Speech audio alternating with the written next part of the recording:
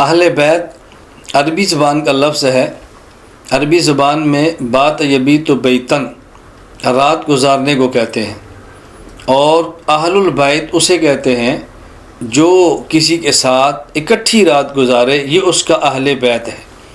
اب عربی لغت کو دیکھیں تو اس کا تقاضا یہ ہے کہ سب سے پہلے اہل بیت کسی شخص کے اس کی بیوی ہے، باقی لوگ بعد میں ہیں۔ کیوں؟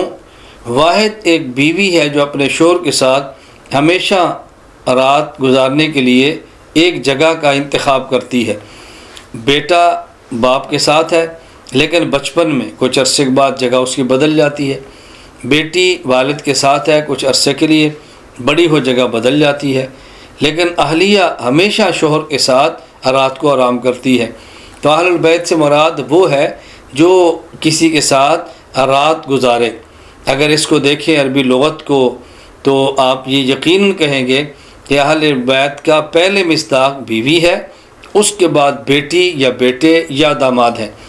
اس بنیاد پر بھی ہم اگر فیصلہ کریں تو ہم کہیں گے کہ نبی کریم صلی اللہ علیہ وسلم کے اہل البیت ہونے کا سب سے پہلا مصداق نبی کریم صلی اللہ علیہ وسلم ازواج مطہرات امہات المومنین رضی اللہ تعالی عنہن، وہ 11 خواتین ہیں جو پیغمبر کے عقد میں آئی نہیں، اللہ نے بھیجی ہیں۔ اس کے بعد رسول اکرم صلی اللہ علیہ وسلم کی 4 بیٹیاں، اللہ کے پیغمبر کی 4 بیٹیاں، حضرت زینب، حضرت ام کلثوم، حضرت رقیہ، حضرت فاطمہ زہرا رضی اللہ عنہن، اور ان چاروں کے شوہر، حضرت زینب کے شوہر حضرت ابو العاص رضی اللہ عنہ، حضرت رقیہ ام کلثوم کے شوہر حضرت عثمان بن عفان رضی اللہ عنہ۔ یہ تو آپ کے علم میں ہے کہ رسول اللہ صلی اللہ علیہ وسلم نے اپنی بیٹی رقیہ کا نکاح حضرت عثمان سے کیا۔ جب وہ وفات پا گئیں تو آپ نے بیٹی ام کلثوم کا نکاح حضرت عثمان سے کیا، اور یہ بھی فرمایا اگر میری 40 بیٹیاں ہوں اور یک بعد دیگر ایک کا انتقال ہو تو دوسری میں عثمان کے نکاح میں دیتا رہوں۔ چوتھی بیٹی حضرت فاطمہ الزہرا حضرت علی رضی اللہ تعالیٰ عنہ کے نکاح میں آئی ہیں۔ تو پیغمبر کی 4 بیٹیاں یہ بھی اہل بیت، رسول اللہ صلی اللہ علیہ وسلم کے 3 داماد یہ بھی اہل بیت، اور نبی پاک صلی اللہ علیہ وسلم کے بیٹے قاسم یہ بھی اہل بیت، حضرت صلی اللہ علیہ وسلم کے بیٹے طاہر یہ بھی اہل بیت، نبی کے بیٹے طیب یہ بھی اہل بیت، رسول صلی اللہ علیہ وسلم کے لخت جگر ابراہیم جو حضرت ماریہ قبطیہ سے ہیں یہ بھی اہل بیت میں ہیں۔ تو نبی پاک صلی اللہ علیہ وسلم کے بیٹے، روایات مختلف ہیں لیکن زیادہ تر ترجیح اسی کو علماء نے دی ہے کہ آپ کے بیٹے قاسم تھے، اور ایک بیٹے کا نام طیب بھی تھا، طاہر بھی تھا، اور ایک بیٹا آپ کا ابراہیم ہے، حضرت ماریہ قبطیہ رضی اللہ تعالی عنہا کے وطن سے جو کہ آپ کی باندی ہیں۔ تو نبی کریم صلی اللہ علیہ وسلم کے بیٹے، آپ کی بیٹیاں، آپ کے داماد، آپ کے نواسے، ہم سب کو اہل بیت مانتے ہیں۔ قرآن کریم نے اہل بیت کا خطاب سب سے پہلے ازواج مطہرات سے کیا ہے۔ انما یرید اللہ لیذہب عنکم الرجس اہل البیت ویطہرہم تطہیرا۔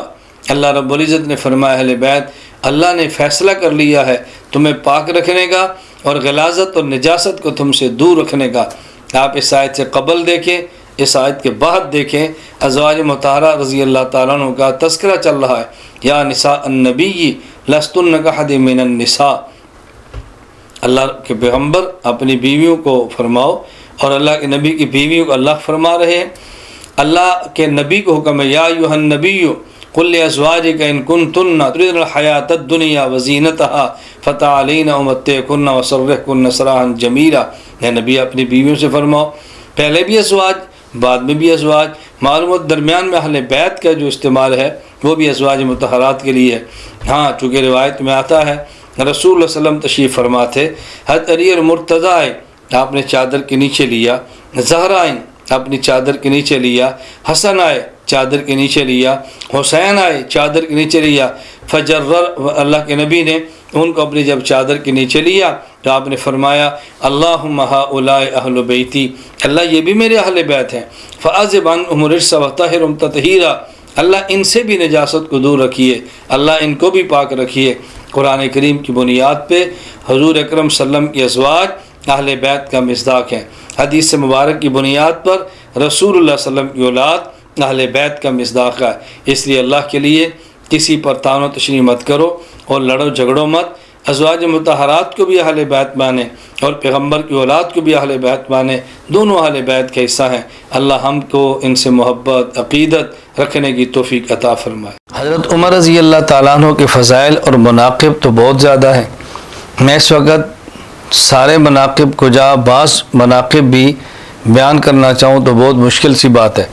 میں حضرت عمر رضی اللہ تعالیٰ عنہ کے حوالے سے ایک حدیث مبارک پیش کرتا ہوں۔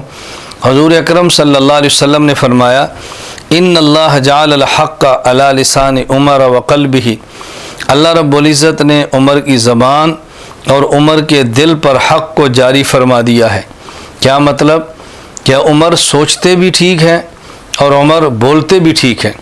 حضرت عمر رضی اللہ تعالیٰ عنہ کے فیصلے برحق ہیں، حضرت عمر حق پر بات کرتے ہیں۔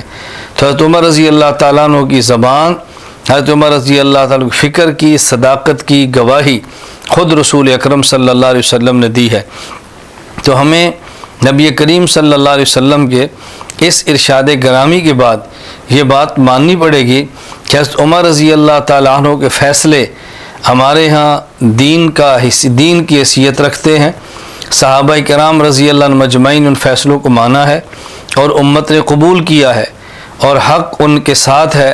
ہمارا فرض بنتا ہے حضرت عمر رضی اللہ تعالیٰ کا احترام بھی کریں، عقیدت کی نگاہ سے دیکھیں اور جو فیصلے فرمائیں ان کو سر بچشم قبول کریں۔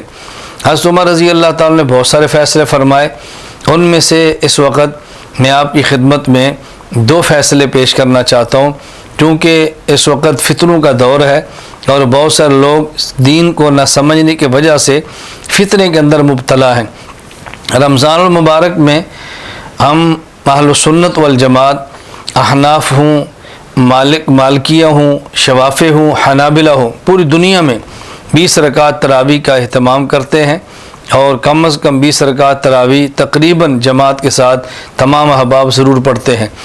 حضرت عمر رضی اللہ تعالیٰ عنہ کے دور سے قبل دور نبوت میں بھی تراویح تھی، دور صدیقی میں بھی تراویح تھی، لیکن حضرت عمر رضی اللہ تعالیٰ عنہ نے فیصلہ یہ فرمایا کہ مسجد میں ایک امام اور سارے لوگ ان کے پیچھے کھڑے کیے۔ 20 رکعت تراویح پہلے سے تھی، لیکن ایک امام کے پیچھے تمام مقتدیوں کو کھڑا کر کے 20 رکعت تراویح کی جماعت کا اہتمام کرانا حضرت عمر رضی اللہ تعالیٰ عنہ کا مبارک طریقہ ہے۔ اور حضرت عمر رضی اللہ تعالیٰ عنہ نے یہ جو فیصلہ فرمایا، یہ دراصل حضور اکرم صلی اللہ علیہ وسلم کی مبارک خواہش کی تکمیل ہے۔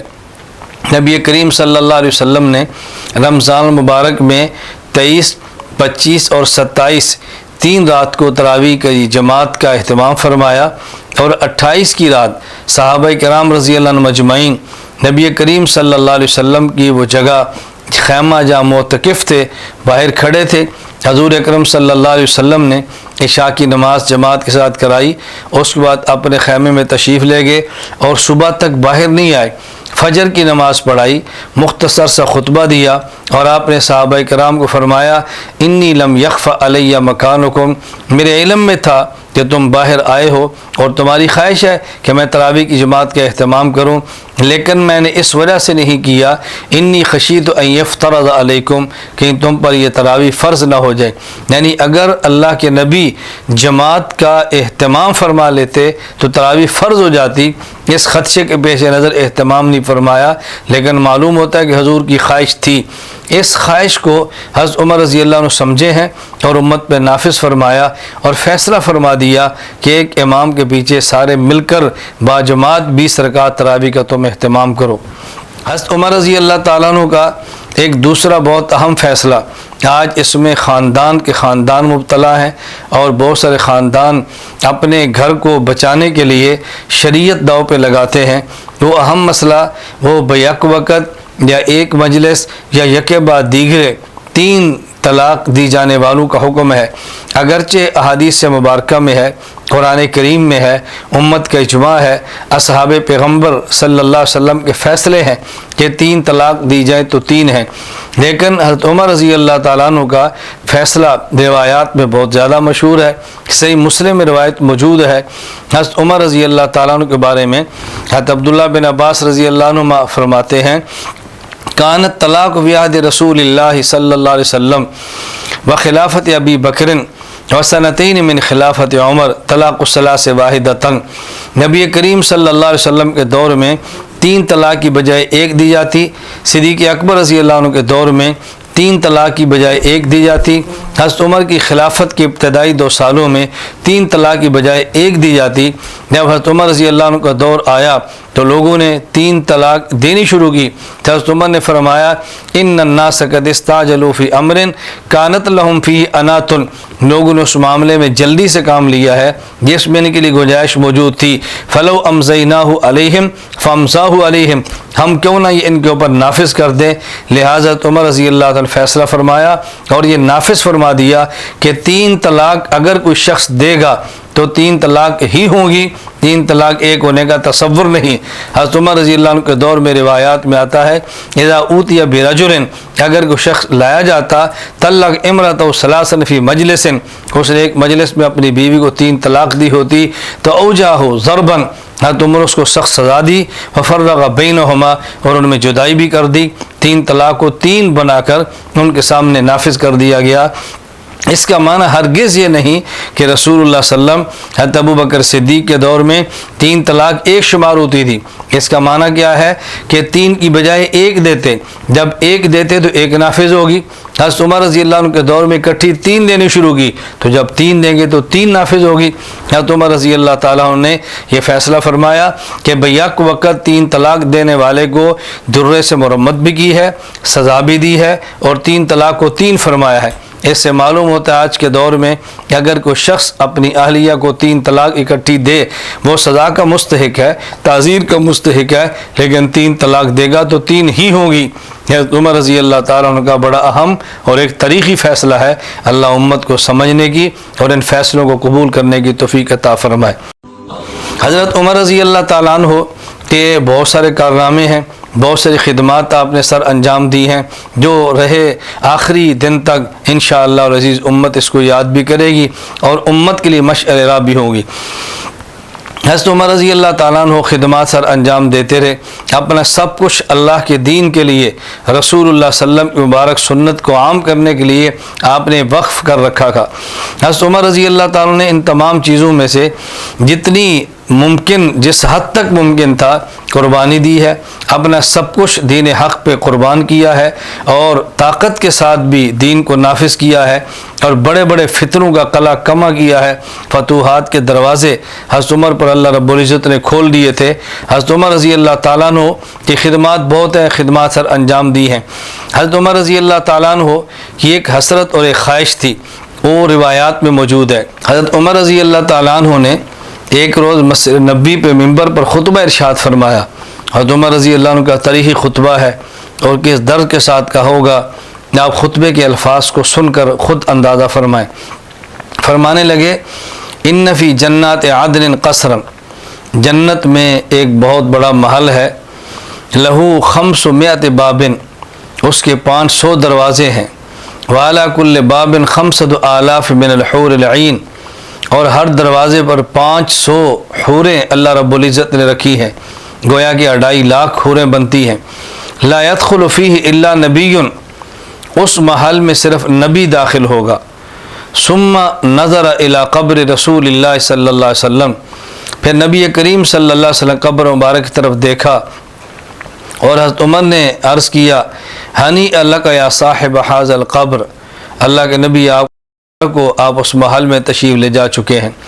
او صدیق، یا اس محل میں صدیق داخل ہوگا۔ ثم نظر الی قبر ابی بکر رضی اللہ عنہ، پھر حضرت ابو بکر صدیق رضی اللہ عنہ کی قبر کی طرف دیکھا اور فرمایا ہنیئا لک یا صاحب ھذا القبر، یا ابو بکر مبارک ہو، اس محل میں آپ بھی جا چکے ہیں۔ او شہید، یا اس محل میں شہید داخل ہوگا۔ پھر عمر رضی اللہ عنہ کے بارے میں ہے ثم اقبل علی نفسہ، پھر اپنی ذات کی طرف توجہ دل فرمانے لگے انا لک شہادت یا عمر، یا عمر تیری قسمت میں شہادت کہاں، تیرے مقدر میں شہادت کہاں۔ یہ بات کیوں فرمائی؟ حضرت عمر رضی اللہ عنہ کی خواہش میدان جنگ میں جا کر جہاد کرنے کی تھی۔ صحابہ کرام رضی اللہ عنہ مجمعین، اصحاب رائے اس بات پہ متفق تھے کہ آپ کو خود میدان میں نہیں جانا چاہیے، مدینہ منورہ میں رہ کر آپ کمان فرمائیں اور امت کی رہنمائی فرمائیں، آپ کی بہت ضرورت ہے۔ اس لیے حسرت سے فرمانے لگے ان لک شہادت یا عمر، اے عمر تیری قسمت میں شہادت کہاں، یعنی اگر تو شہید ہو اسی محل میں نبوت صداقت کے ساتھ تو بھی جمع ہو، لیکن تیرے مقدر میں شہادت کہاں، یہ کہا۔ پھر حضرت عمر رضی اللہ عنہ نے ایک تاریخی جملہ ارشاد فرمایا جس کو ہماری تاریخ نے اپنے سینے میں محفوظ کیا ہے۔ حضرت عمر فرمانے لگے ان اللہ الذی اخرجنی من مکہ، جب وہ اللہ جو مجھے مکہ سے نکال کر الی ہجرت المدینہ، مدینہ منورہ تک لے آیا، قادر علی ان یسوق الی الشہادہ، اس بات پر قادر ہے کہ عمر مدینہ سے باہر نہ جائے، اللہ شہادت کو کھینچ کے عمر کے پاس لے آئے۔ یہ بات عمر نے کہی۔ حضرت عبداللہ بن مسعود رضی اللہ عنہ فرماتے ہیں فساقہ اللہ الیہ، اللہ رب العزت عمر تک واقعتاً اس شہادت کو کھینچ کے لائے کہ حضرت عمر کو شہادت کی طلب کے لیے میدان میں نہیں جانا پڑا، میدان میں جانے کی بجائے شہادت کو عمر کا طالب بنا کر اللہ مدینہ منورہ لے آئے۔ حضرت عمر رضی اللہ عنہ تاریخی جملہ ارشاد فرمایا۔ حضرت عمر بن خطاب رضی اللہ تعالیٰ عنہ کے اسلام لانے کا واقعہ بہت عجیب ہے۔ المستدرک للحاکم اور السنن الکبریٰ میں یہ روایت موجود ہے۔ حضرت انس بن مالک رضی اللہ عنہ فرماتے ہیں کہ حضرت عمر رضی اللہ تعالیٰ عنہ تلوار گلے میں لٹکائے مکہ مکرمہ بازار سے گزر رہے تھے۔ بنی زہرہ قبیلہ کے ایک شخص نے پوچھا عمر کہاں کا ارادہ ہے؟ عمر کہنے لگے کہ میں محمد صلی اللہ علیہ وسلم کو قتل کرنے کے ارادے سے جا رہا ہوں۔ حضرت وہ شخص کہنے لگا تو میں اس سے زیادہ عجیب بات نہ بتاؤں؟ حضرت عمر نے کہا وہ کون سی بات ہے؟ اس نے کہا پہلے اپنے گھر کی خبر لو۔ گھر پہنچے تو باہر سے آواز سنی، جو ہی اندر داخل ہوئے تو حضرت خباب رضی اللہ تعالیٰ عنہ حضرت عمر کی ہمشیرہ اور ان کے بہنوئی سعید کو رضی اللہ عنہ قرآن کریم پڑھا رہے تھے، سنا رہے تھے۔ حضرت عمر نے پوچھا یہ آواز کس چیز کی ہے اور یہ میں کیا سن رہا ہوں؟ کیا تم نے اپنے اصل دین کو چھوڑ دیا ہے؟ ان کے بہنوئی فرمان لگے عمر اگر دین حق تمہارے دین کے علاوہ ہو تو پھر یہ سننا تھا۔ حضرت عمر رضی اللہ عنہ غصے میں آ گئے، اپنے بہنوئی کو پیٹا، بہن چھڑانے کے لیے بڑی اس کو مارا۔ جب حضرت عمر نے خوب بھائی اور بہنوئی اور ہمشیرہ کو مار لیا، پھر ہمشیرہ بول اٹھی عمر یہ بتاؤ کہ اگر حق ہمارے سابقہ دین کے علاوہ ہو تو پھر؟ عمر کا غصہ ٹھنڈا ہوا اور یہ کہنے لگے بتاؤ جو تم قرآن جو کتاب پڑھ رہی تھی یا سن رہی تھی وہ کتاب کیا ہے؟ مجھے دو۔ نے کہا عمر تم انک رجسن، تم ناپاک ہو، لا یمسہ الا المطہرون، اور قرآن کریم کو ناپاک ہاتھ نہیں لگ سکتا، نہیں چھو سکتا۔ جاؤ قم فاغتسل، غسل کرو، یا روایت میں توضا، وضو کرو، اس کے بعد قرآن کو تم ہاتھ لگا سکتے ہو۔ یہ قرآن کریم کو سننا تھا۔ حضرت عمر رضی اللہ تعالیٰ عنہ مسلمان ہو گئے اور سیدھے حضور اکرم صلی اللہ علیہ وسلم کی خدمت میں پہنچے۔ حضرت حمزہ رضی اللہ تعالیٰ عنہ نے کہا حضور عمر آ رہے ہیں اور ہاتھ میں ننگی تلوار ہے۔ تو عمر اگر صحیح ارادے سے آئے تو بہت اچھا، اگر ارادہ غلط ہوا انہی کی تلوار سے میں کام تمام کر دوں گا۔ صحابہ سے کہا گھبرانے کی کوئی ضرورت نہیں۔ حضرت عمر کا جانا تھا، رسول اللہ صلی اللہ علیہ وسلم کے دربار میں گئے، کلمہ پڑھا، مسلمان ہو گئے۔ حضرت عمر کے اسلام قبول کرنے کے بعد اسلام کو تقویت ملی ہے۔ وہ صحابہ کرام جو چھپ کے نماز پڑھ رہے تھے حرم میں نماز پڑھنے لگے، طواف ہونے لگا، تو دین اسلام کو عمر رضی اللہ تعالیٰ عنہ کے اسلام لانے ہی کی برکت سے تقویت ملی ہے۔ اس وجہ سے حضرت عبداللہ بن مسعود رضی اللہ عنہ فرمایا کرتے تھے کہ عمر کا اسلام بھی جوان ہے، تگڑا ہے، عمر کی وجہ سے اسلام کو تقویت اور مضبوطی ملی ہے۔ ہم چھپ کے عبادت کرتے تھے، حضرت عمر کے آنے کے بعد ہم نے کھلے عام عبادت کی ہے۔ حضرت عمر رضی اللہ تعالیٰ عنہ کے اسلام لانے کا میں نے مختصر سا واقعہ آپ کی خدمت میں عرض کیا ہے۔ حضرت عمر رضی اللہ تعالیٰ عنہ کے بارے میں روایات میں ایک بات آتی ہے اور اس پر محدثین کی رائے بھی ہے۔ حضرت عمر رضی اللہ تعالیٰ عنہ کی بہت ساری آراء مبارکہ ایسی تھی کہ جس کے موافق قرآن کریم کی آیات اتری ہیں۔ اسے کہا جاتا ہے موافقات عمر بن خطاب رضی اللہ عنہ۔ یہ موافقات کتنی تھی، کتنی ایسی آیات ہیں جو حضرت عمر کی رائے کے مطابق ہیں اس پر مختلف اقوال ہیں۔ حضرت علامہ سیوطی رحمۃ اللہ علیہ نے تو 21 موافقات عمر لکھے ہیں کہ 21 آیات ایسی ہیں حضرت عمر رضی اللہ عنہ کی جو رائے تھی وہی رائے قرآن بھر کر اترا ہے۔ لیکن کچھ بھی ہو، میں اس وقت آپ کی خدمت میں حضرت عمر رضی اللہ تعالیٰ عنہ کی موافقات کے حوالے سے 3 روایتیں پیش کرتا ہوں۔ نمبر 1، حضرت عمر رضی اللہ تعالیٰ عنہ نے نبی کریم صلی اللہ علیہ وسلم سے عرض کیا، لَوِ اتَّخَذْنَا مِن مقام ابراہیم مصلی، یہ کتنا ہی اچھا ہو کہ اگر ہم ابراہیم علیہ السلام کے جہاں پاؤں مبارک پتھر پہ لگے ہیں اور جو وہ جگہ موجود ہے، ہم طواف سے فارغ ہونے کے بعد نفل وہاں پڑھ لیا کریں، تو مقام ابراہیم کو مصلی بنا لیں۔ اسی کے مطابق قرآن کریم کی آیت اتری، وَاتَّخِذُوا مِن مقام ابراہیم مصلی، تو یہ آیت عمر رضی اللہ عنہ کی جو رائے اور خواہش ہے اسی کے مطابق نازل ہوئی ہے۔ اس پر مجھے آپ ایک ظرافت کے طور پہ علم لطیفہ کہہ لیں یا جو بھی کہہ لیں، یاد آیا ابھی کچھ دن قبل عید الاضحیٰ سے تقریباً 3 یا 4 دن قبل ہمارے یہاں سرگودا مرکزی جامع مسجد ایک بلاک میں درس قرآن تھا۔ میں درس قرآن کے بعد فارغ ہوا تو ایک صاحب اپنے بیٹے کو مجھے ملانے کے لیے آئے۔ بیٹا بالکل سادہ سا ہے اور انہوں نے کہا جی اس نے ایک غیر مقلد سے گفتگو بڑی عجیب کی ہے۔ میں نے کہا وہ کیا؟ اب وہ گفتگو بڑی سننے والی ہے۔ اس لڑکے نے اپنی رائے کے مطابق غیر مقلد نوجوان سے کہا کہ تم حنفیت کی تردید کرتے ہو، دیکھو ابراہیم بھی علیہ السلام بھی حنفی تھے۔ اس نے کہا وہ کیسے؟ اس نے کہا اس کا مطلب یہ ہے کہ جو ہماری رائے ہے وہی حضرت ابراہیم کی رائے ہے۔ یہ مانا تھا ابراہیم بھی حنفی تھے، یہ نہیں کہ الیاذ باللہ ابراہیم علیہ السلام حضرت امام حنیفہ کے مقلد تھے، نا۔ اس کا مقصد یہ تھا کہ جو عمل ہمارا ہے وہی عمل ابراہیم علیہ السلام کا ہے، تو ابراہیم علیہ السلام بھی حنفی ہیں۔ غیر مقلد نے کہا جی وہ کیسے؟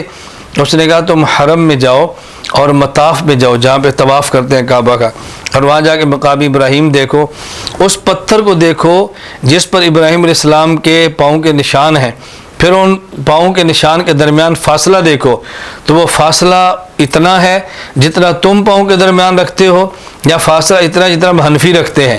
اگر تو فاصلہ ایسے جتنا تم رکھتے ہو تو پھر تمہارا مسلک ابراہیم علیہ السلام والا ہے، اور اگر اتنا فاصلہ جتنا ہم رکھتے ہیں تو پھر ہمارا مسلک ابراہیم علیہ السلام والا ہے، تو ابراہیم تمہارے نہ ہوئے ہمارے ہوئے نا۔ اس کو تعبیر اس نے اس انداز میں کر دیا کہ ابراہیم علیہ السلام بھی حنفی تھے۔ دوسرا وہ موقع کہ حضرت عمر رضی اللہ تعالیٰ عنہ نے فرمایا اور ان کی رائے کے مطابق قرآن کریم نازل ہوا ہے۔ مدینہ منورہ میں ام المومنین امی عائشہ رضی اللہ تعالیٰ عنہ پہ الزام منافقین مدینہ نے لگایا الیاذ باللہ، اور اخلاقی الزام تھا۔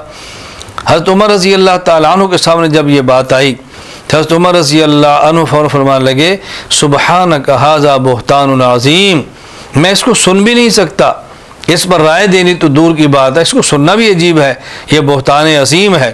حضرت عمر رضی اللہ تعالیٰ نے فوراً جملہ فرمایا، قرآن کریم کے 2 رکوع جب نازل ہوئے تو انہی لفظ کے ساتھ قرآن اترا ہے سبحانک ھذا بہتان عظیم، اللہ پاک ہے اور یہ بہتان عظیم ہے۔ یہاں ایک چھوٹا سا نقطہ ذہن نشین فرما لیں کہ جب حضرت امی عائشہ رضی اللہ تعالی عنہ پہ الزام لگا ہے اور دفاع قرآن کریم نے کیا ہے، اللہ رب العزت خود فرمایا ہے ھذا بہتان عظیم، تو پہلے سبحانک کیوں کہا؟ اللہ تو پاک ہے اور یہ بہتان عظیم ہے۔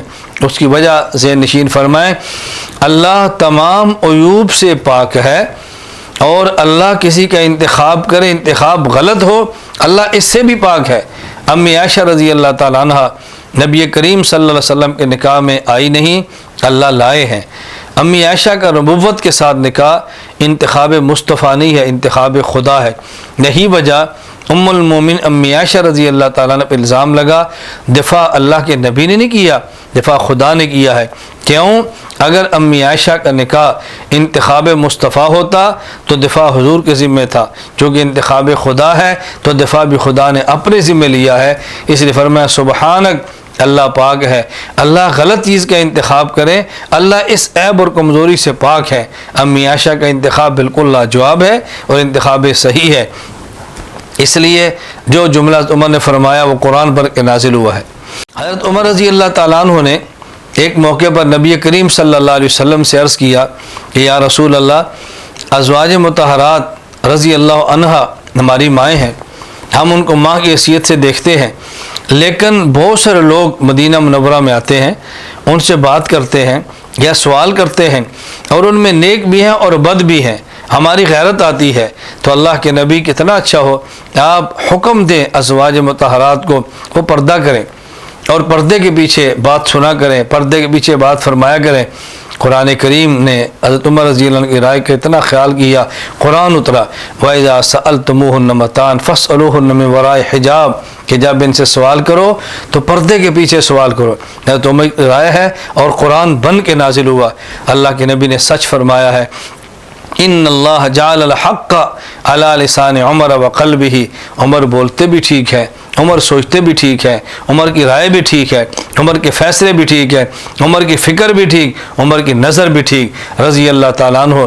اللہ ہم سب کو حضرت عمر رضی اللہ تعالیٰ عنہ خلیفہ راشد اور رسول اللہ صلی اللہ علیہ وسلم کے سسر کے نقش قدم پہ چلنے کی توفیق عطا فرمائے۔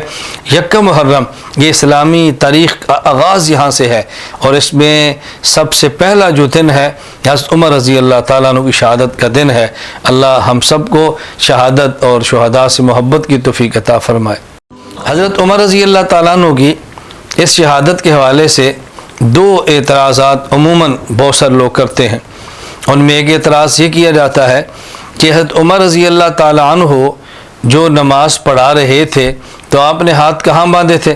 ہمارا اہل سنت والجماعت حناف کا موقف یہ ہے کہ جب نماز پڑھائی جائے تو ہاتھ اس طرح اپنی ناف کے نیچے باندھیں، یعنی دائیں ہاتھ کی ہتھیلی بائیں ہاتھ کی پشت پہ رکھیں، اور دائیں ہاتھ کا یہ چھوٹی انگلی اور انگوٹھا اس سے حلقہ بنائیں، اور حلقہ بنا کر یوں اس کو ناف کے نیچے باندھ لیا جائے۔ یہ مسنون طریقہ ہے۔ پھر اس کو اچھی طرح سمجھ لیں، دائیں ہاتھ کی ہتھیلی یا بائیں ہاتھ کی پشت پہ یوں رکھیں، اور پھر دائیں ہاتھ کا انگوٹھا اور یہ چھوٹی انگلی اس کو یوں حلقہ بنائیں اور پکڑ لیں، اور یہ جو درمیانی تین انگلیاں ہیں یہ تین انگلیاں یوں کلائی پہ رکھیں اور یوں باندھیں، اور اس کو پھر یوں ناف کے نیچے لے آئیں۔ حضرات اور مردوں کے لیے یہ مسنون طریقہ ہے، اور خواتین کے لیے اپنے دائیں ہاتھ کی ہتھیلی کو بائیں ہاتھ کی ہتھیلی پر رکھیں اور یوں اپنے سینے کے اوپر باندھ لیں۔ یہ خواتین کے لیے طریقہ ہے۔ مردوں کے لیے مسنون طریقہ یہ ہے۔ غیر مقلدین جو کسی بھی امام برحق کی تقلید کو شرک تک سے بسا اوقات تعبیر کر دیتے ہیں، اللہ ہم سب کو ہدایت عطا فرمائے، تو انہوں نے آج کل یہ ایک شور برپا کیا ہے کہ حضرت عمر رضی اللہ تعالیٰ عنہ اگر ناف کے نیچے ہاتھ باندھے ہوئے تھے تو پھر اس یہودی نے جو خنجر مارے ان کے پیٹ پر اور ناف پر وہ کیسے لگے؟ اگر ہاتھ یہاں باندھے تھے تو وہ چھڑا سکتے تھے، خنجر کا دفاع کر سکتے تھے، خنجر کیسے لگ گیا؟ معلوم ہوتا ہے کہ ہاتھ یہاں باندھے تھے تبھی تو اس نے ناف پہ خنجر باندھے ہیں۔ تو یہ بات اچھی طرح ذہن نشین فرمائیں۔ پہلی بات یہ ہے کہ حضرت عمر بن خطاب رضی اللہ تعالیٰ عنہ کے بارے میں یہ روایت ہی کمزور ہے کہ آپ کو ناف کے اوپر ناف پر خنجر مارا گیا، بلکہ جب آپ نے تکبیر کی آپ کھڑے ہوئے اور یہودی نے آپ کی پشت پہ حملہ کیا تو ایک خنجر کا وار اس نے یہاں آپ کے پیچھے پشت پہ کیا، اور ایک اس نے وار پیچھے حضرت عمر رضی اللہ تعالیٰ کی پسری کے پیچھے جسے عربی میں خاصرہ کوک کہتے ہیں وہاں پہ وار کیا، یوں کیے۔ اور بعض رات کی تحقیق یہ ہے کہ ایک وار اس نے پھر حضرت عمر رضی اللہ تعالیٰ عنہ کے یوں پیٹ پر بھی کیا ہے۔ تو جب ان کے وار پشت پر ہیں، ان کے وار کمر پر ہیں، پیٹ پر وار نہیں ہے، تو یہ کہنا کہ اگر انہوں نے ہاتھ ناف کے باندھے ہوتے تو پیٹ پہ وار نہ ہوتا، یہ کس قدر تعجب کی بات ہے۔ اور دوسری بات جو سمجھنے کی ہے وہ یہ کہ حضرت عمر رضی اللہ تعالیٰ عنہ نے کیا ہاتھ باندھ لیے تھے؟ اگر روایات کو دیکھیں تو اس سے پتہ چلتا ہے کہ حضرت عمر رضی اللہ تعالیٰ نے ہاتھ نہیں باندھے تھے، بلکہ ایک روایت ہے حضرت عمر رضی اللہ تعالیٰ عنہ کی چونکہ مبارک عادت تھی، آپ نے کچھ بندے مقرر کیے ہوتے تھے، وہ صف ٹھیک کرتے، جب صف بندی ہو جاتی اور اقامت ہوتی حضرت عمر رضی اللہ تعالیٰ عنہ پھر تشریف لاتے۔ تو اس روایت کے اگر آپ الفاظ پہ غور کریں تو وہاں روایت کے الفاظ یہ ہیں فلما کبرا، جب حضرت عمر رضی اللہ تعالیٰ عنہ فلما کبرا تکبیر کہی وجاء علی کتف، اس نے فوراً عمر کے کندھے پر حملہ کیا، یعنی تو عمر رضی اللہ اکبر کہا، ابھی ہاتھ باندھنے کی نوبت نہیں آئی کہ اس نے حملہ کر دیا، تو جب ہاتھ باندھنے کی نوبت ہی نہیں آئی تو پھر یہ کہنا اگر آپ نے ناف پر ہاتھ باندھے ہوتے تو ناف پر بار نہ ہوتا، معلوم ہوتا کہ سینے پر ہاتھ باندھے تھے اس لیے ناف پر حملہ ہو گیا۔ اس لیے جب ان چیزوں کا مد نظر رکھیں گے تو پھر انشاءاللہ کوئی اشکال پیش نہیں آئے گا۔ اور یہ روایت المستدرک للحاکم میں موجود ہے کہ حضرت عمر رضی اللہ تعالیٰ نے جب اللہ اکبر کہا تو اس نے حملہ کر دیا، اس لیے شبہ کرنا بظاہر نامناسب سا ہے۔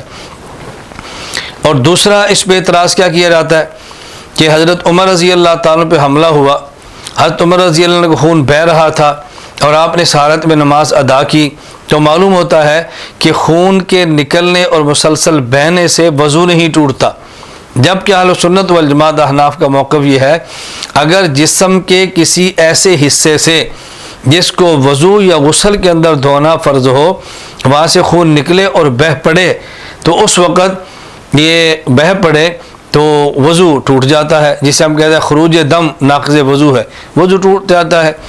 تو اس سے معلوم ہوتا ہے کہ عمر رضی اللہ عنہ کا موقف یہ تھا کہ وضو نہیں ٹوٹتا، حالانکہ یہ بات بالکل قابل تعجب ہے۔ کیوں؟ حضرت عمر رضی اللہ تعالیٰ عنہ گر گئے تھے، آپ نے نماز اس حالت میں مکمل نہیں فرمائی، نماز حضرت عبد الرحمن بن عوف رضی اللہ عنہ نے پڑھائی ہے، حضرت عمر تو گر گئے تھے، نماز کسی اور نے پڑھائی ہے، نماز جاری رکھی نہیں ہے، تو پھر یہ کہنا کہ نماز جاری رکھی ہے، خون نکل رہا تھا، اگر خون نکلنا سے وضو ٹوٹتا ہے تو حضرت عمر کی نماز کیسے ہوئی؟ یہ اسے عربی زبان میں کہتے ہیں بناء الفاسد علی الفاسد، پہلے غلط بات کی اس پر پھر غلط بنیاد پہ غلط عمارت کھڑی کر دی، بنیاد بھی غلط اور مسئلہ بھی غلط۔ اللہ ہمیں یہ بات سمجھنے کی توفیق عطا فرمائے۔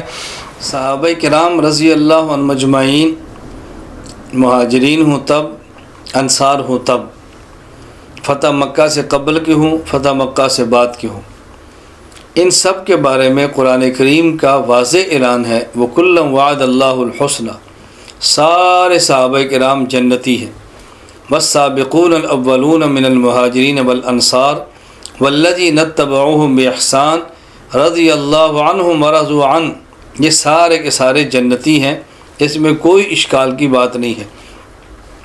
صحابہ کرام رضی اللہ عنہ مجمعین کے درمیان جو باہمی بسا اوقات اختلافات ہوئے اور وہ اختلافات جنگ تک پہنچے اور وہ جنگ میں طرفین سے بعض جلیل القدر صحابہ کرام شہید بھی ہوئے، بعض رات اس کا نقشہ امت کے سامنے غلط پیش کرتے ہیں، صحیح رخ آپ ذہن نشین فرما لیجئے۔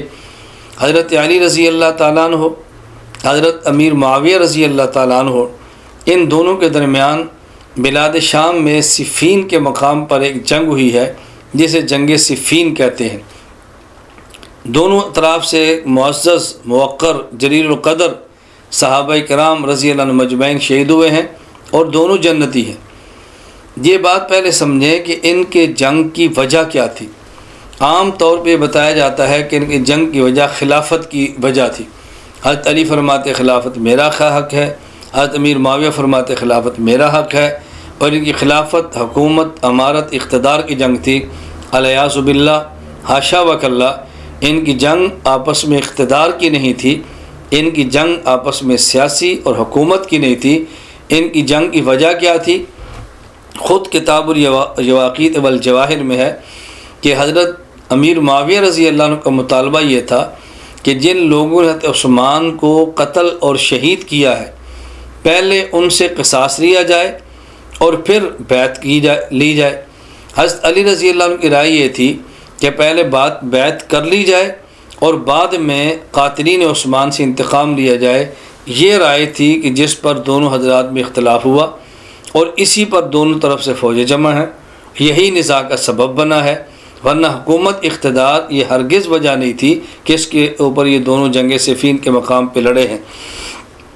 کتاب الیواقیت والجواہر کی عبارت بڑی واضح ہے، کہتے ہیں ولیس المراد بما شجر، یہ جو جھگڑا ہوا بین علی رضی اللہ عنہ و معاویہ رضی اللہ عنہ، حضرت علی اور معاویہ رضی اللہ عنہ کے درمیان جو جھگڑا ہوا تھا، اس جھگڑے کی وجہ یہ نہیں تھی النازع فی الامارہ کہ یہ امارت کے اندر جھگڑا تھا، کما توہمہ بعضهم، جس طرح کے بعض کا وہم ہے اور بعضوں کا خیال ہے۔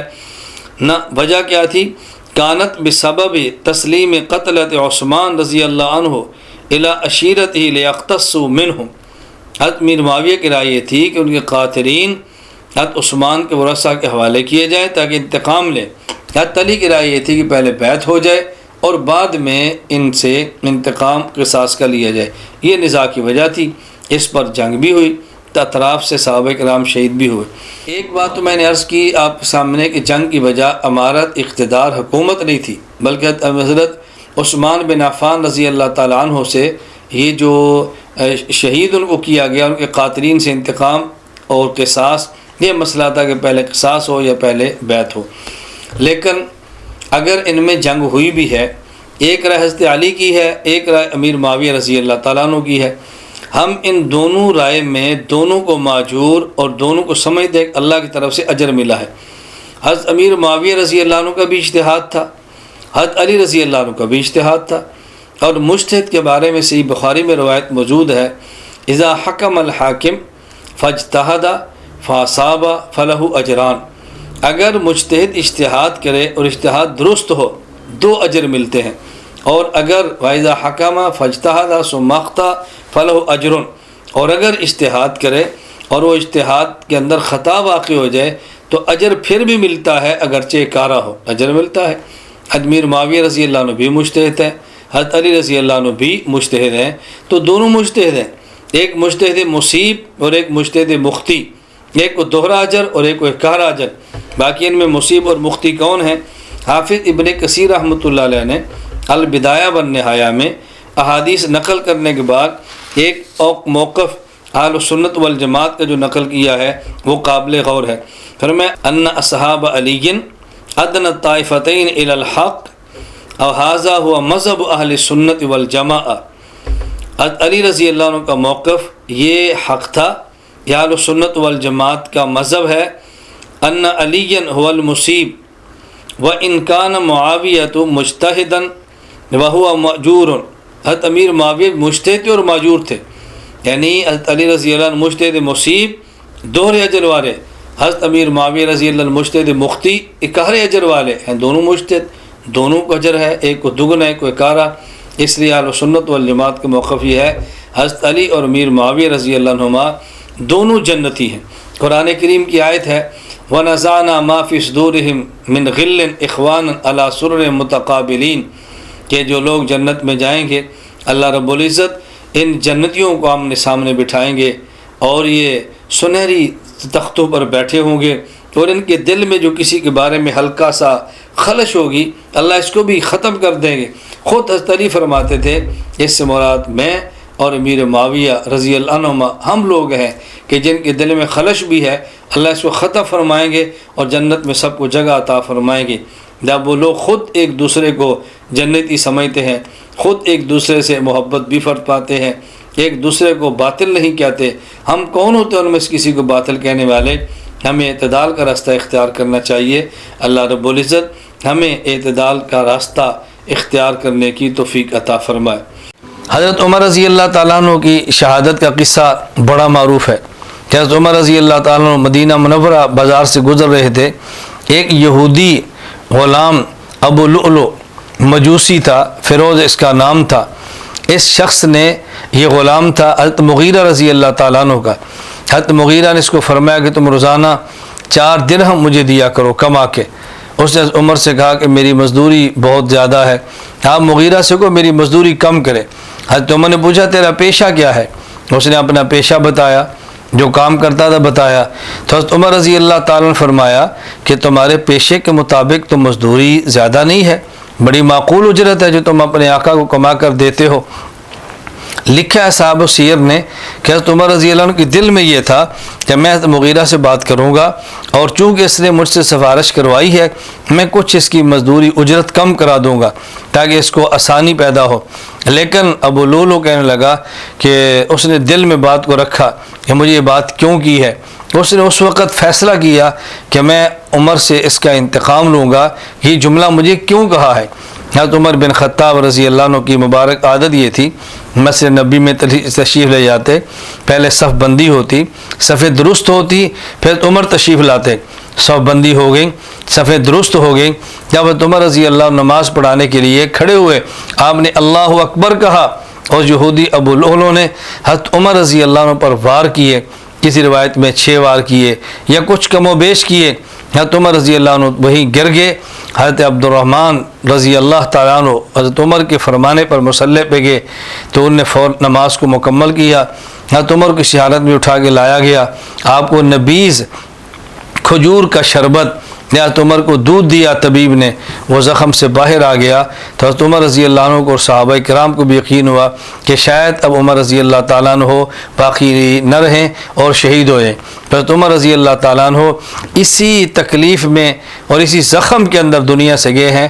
1 محرم الحرام سن 24 ہجری کو حضرت عمر رضی اللہ دار فانی سے رخصت ہو گئے۔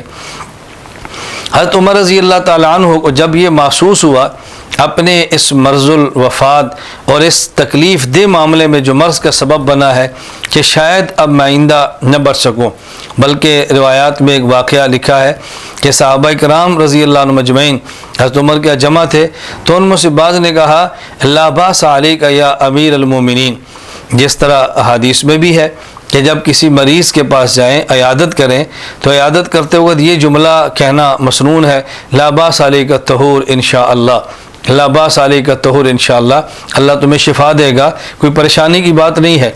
حضرت عمر رضی اللہ تعالیٰ عنہ کی بیمار پرسی کی تو بعض صحابہ نے کہا لا باس علیک یا امیر المومنین، امیر المومنین پریشانی کی بات نہیں ہے، کوئی فرق نہیں پڑتا، انشاءاللہ آپ ٹھیک ہو جائیں۔ حضرت عمر رضی اللہ فرمان لگے کہ ان کان الباس قتل فقد قتلت، اگر اس بات سے مراد قتل ہی ہے تو پھر یہ نہ کہو کہ تم ٹھیک ہو جاؤ گے، بلکہ میں سمجھو قتل ہو گیا اور مجھے لگتا ہے کہ میں اسی زخم کے اندر شہید ہوں گا۔ حضرت عمر رضی اللہ تعالیٰ عنہ اسی زخم کے اندر شہید ہوئے۔ حضرت عمر نے اپنے بیٹے عبداللہ کو بلایا اور فرمایا جاؤ حضرت عائشہ رضی اللہ تعالیٰ عنہ سے کہو کہ عمر کی خواہش ہے تمہارے حجرے میں رسول اللہ صلی اللہ علیہ وسلم ابو بکر صدیق رضی اللہ عنہ کے ساتھ دفن ہو جائے۔ جب یہ پیغام لے کر گئے امی عائشہ رضی اللہ تعالیٰ عنہ نے تو عبداللہ سے فرمایا خواہش تو میری تھی میں اس کمرے میں نبی کریم صلی اللہ علیہ وسلم اپنے والد ابو بکر کے ساتھ خود دفن ہوتی، لیکن میں حضرت عمر کی خواہش کو اپنی خواہش پر ترجیح دیتی ہوں، لہذا میری طرف سے اجازت ہے۔ حضرت عبداللہ پہنچے تو حضرت عمر نے فوراً پوچھا کہ حضرت عائشہ نے کیا جواب دیا ہے، انہوں نے کہا جی بخوشی اجازت دے دی ہے۔ حضرت عمر نے اس پر اللہ کا شکر ادا کیا، شہید ہو گئے، نماز جنازہ پڑھی گئی۔ حضرت عمر رضی اللہ تعالیٰ عنہ کو رسول اکرم صلی اللہ علیہ وسلم کے ساتھ حضرت ابو بکر صدیق رضی اللہ عنہ کے ساتھ وہاں روضہ رسول میں دفن کر دیا گیا۔ اور آج بھی جو شخص مدینہ منورہ جاتا ہے، نبی کریم صلی اللہ علیہ وسلم کے روضے پر جاتا ہے، تو وہاں آپ دیکھیں مواجہ شریف نبی پاک صلی اللہ علیہ وسلم مبارک چہرے کی طرف ایک روضے پر سوراخ گول سے بنا ہوا ہے اور وہاں لکھا ہوا ہے یہاں سلام پیش کریں رسول اللہ صلی اللہ علیہ وسلم پہ، پھر اس کے بعد ابو بکر پہ، پھر کچھ وقفے سے عمر پہ، اور کچھ آگے ایک سوراخ اور جگہ باقی ہے، وہاں حضرت امام سیدنا عیسیٰ علیہ السلام جب دنیا میں تشریف لائیں گے، آسمان سے نازل ہوں گے، تو یہاں ایک جگہ قبر کی باقی ہے، حضرت عیسیٰ وہاں پہ دفن ہوں گے۔ یوں حضرت عمر رضی اللہ عنہ شہید ہوئے اور دنیا سے رخصت ہو گئے۔